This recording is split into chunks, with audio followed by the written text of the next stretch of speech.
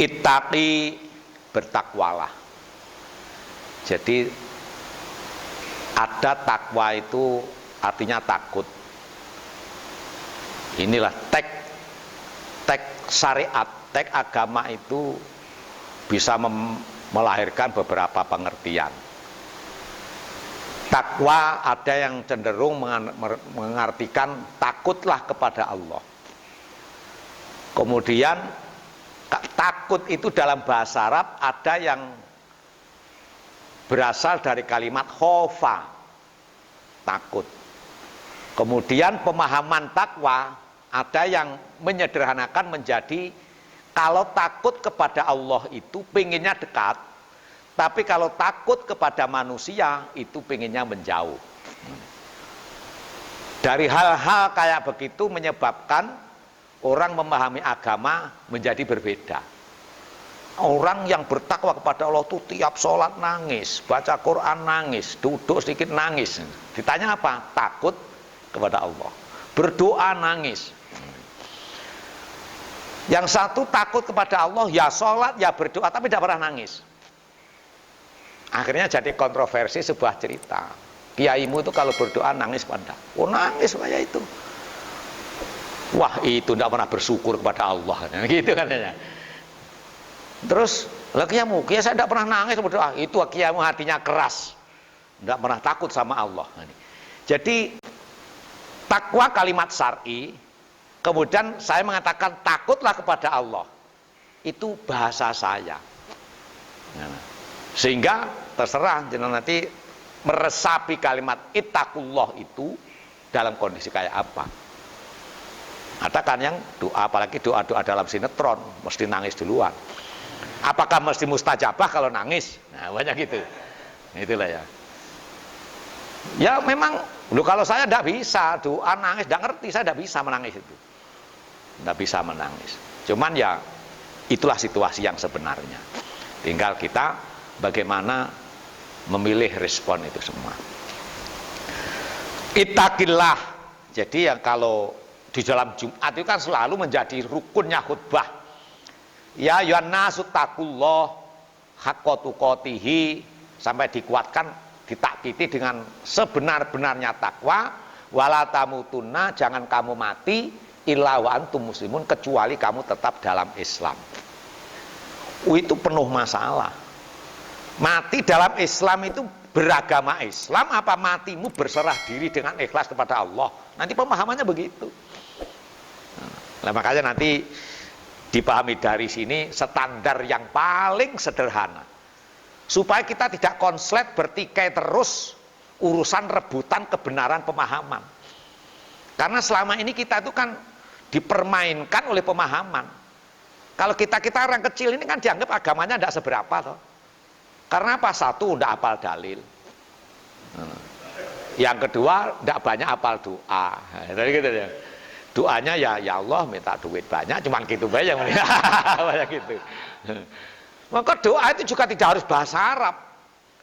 Tapi kan sekarang ada toh saudara kita yang doa itu harus doa yang maksurah, yang memang benar-benar dilakukan oleh Rasulullah. Lu yang tidak bisa baca Arab ya apa? Kan repot nantinya itu. Kayak kita dah maksurah, dah apa? Paling pol robbana atina fid dunya hasanah. Oh itu doa yang paling top, wong itu yang bikin Allah kok itu. Nah itulah ya. Makanya orang Italia itu kalau haji itu doanya keliling Ka'bah, tawaf, sa'i, ya robbana atina, bacanya pakai imalah, robbane atine fid dunya hasanah wa fil akhirati hasanah wa qina adzabannar. Jadi dia doanya cuma itu, karena itu doa dari Allah Subhanahu wa taala. Kalau yang lain-lain kan dari kiai-kiai. Nah, ada saudara kita yang doa itu harus dari Rasulullah, namanya doa maksurah. Doa yang sangat populer. Loh kalau udah hafal, apa udah jadi doa? Nah, gitu aja. Jadi pemahaman-pemahaman ini kita perhalus dalam hati kita. Kemudian kita menjadi selamat untuk tidak bertikai. Berbeda boleh, bertengkar yang tidak boleh. Ya. Jadi berbeda dengan siapapun itu sunatullah. Tapi membenci siapapun itu larangan Allah Subhanahu. Makanya ittaqullah, bertakwalah kepada Allah. Sementara kita terjemahkan seperti itu, hai sumakunta, dimanapun kalian berada. Artinya apa? Rasulullah itu paham umatnya itu tidak ada di masjid semua. Itulah ya. Jadi takwa itu bukan berarti orang yang paling takwa orang yang selalu di masjid. Iya, itu bagian. Tapi ada hamba Allah itu yang ditakdirkan oleh Allah tidak sempat ke masjid sama sekali. Saking repotnya dengan urusan keluarganya. Itu. Abu Hurairah itu orang yang selalu di masjid, sampai tidurnya pun di serambi masjid. Sehingga disebut dengan Abu Hurairah, bapaknya kucing. Jadi ngelibet terus, tidak pernah keluar. Sampai-sampai makan pun dalam cerita riwayatnya, Abu Hurairah itu tidak makan kalau tidak diajak makan Rasulullah Shallallahu Alaihi Wasallam. Coba. Ada sahabat Rasulullah itu yang pekerjaannya membelah batu, batu split itu loh ya, bikin batu bangunan. Sampai tidak pernah sempat jamaah ke masjid. Karena apa? Ongkosnya pas-pasan. Kalaupun toh dia tidak bekerja sehari, berarti keluarganya juga tidak makan sehari itu. Maka dia tidak ke masjid. Terus bagaimana sikap Rasulullah SAW? Pernah satu ketika Rasulullah musafahah dengan jamaahnya, ada di pojok masjid itu orang kampung yang tidak pernah kelihatan ke masjid menangis. Rasulullah itu sangat perhatian dengan orang-orang fakir miskin. Dia tuh kok menyendiri, didekati Rasul. Ada apa kamu menangis? Saya nadar ya Rasul, seumur-umur sebelum saya mati, saya kepingin bersalaman dengan engkau. Karena saya tidak sempat. Dan kalau hari ini gagal, mungkin saya tidak akan pernah salaman dengan engkau. Oh ya sini, salaman sama Rasulullah. Setelah salaman, Rasulullah serta-merta mencabut tangannya. Nangis, tersinggung. Ada apa Rasul? Salman kok tidak boleh dicium-cium sampai. Bukan apa-apa. Tanganku sakit salaman dengan tanganmu itu. Coba lihat tangannya ternyata penuh apa? Kapal. Jadi tebel tangannya itu, keras. Sehingga kalau Rasulullah tangannya lembut, itu sakit. Ada apa tanganmu itu? Inilah Rasulullah yang menyebabkan saya tidak pernah mampu ke masjid. Saya adalah pemecah batu untuk menghidupi keluargaku, supaya keluargaku tidak menjadi keluarga yang meminta-minta. Langsung Rasulullah yang menangis, tangan diambil, diciumi oleh Rasulullah. Hai para sahabatku, kamu pengen tahu tangannya ahli surga? Inilah tangan ahli surga. Coba.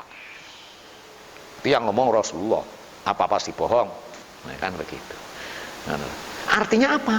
Kita jadi siapapun tidak usah minder, tidak usah berkecil hati terus, bukan. Ya juga jangan terlalu sombong. Nah begitu. Makanya ittaqillah haitsumakunta, dimanapun kalian berada, selalu ingatlah kepada Allah. Apapun profesinya. Itu. Kemudian wa'atbi'i sayyi'atal hasanata tamhuha. Wa'atbi' dan ikutilah as-sayyi'ata, kelakuanmu yang jelek, al hasanata dengan kelakuan yang baik. Maka seluruh kelakuan jelekmu akan dihapus oleh kebaikanmu itu. Jadi ini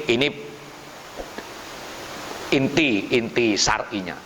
Jadi kalau kita pernah berbuat salah, tidak bisa menghindari kesalahan, maka tutupi kesalahan itu dengan perbuatan yang lebih baik. Salah satunya apa? Wa khaliqin nasa bihulukin hasanin. Ya, minimal wa khaliqin nasa, pergaulilah manusia itu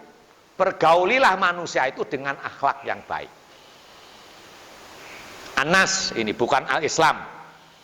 Jadi pesan-pesan agama itu selalu kepada orang lain, non agama, non muslim. Jadi kalau bergaul dengan manusia siapapun, muslim atau non muslim, pergaulilah dengan baik. Ini contoh Islam. Artinya orang yang beragama itu sikapnya selalu begitu.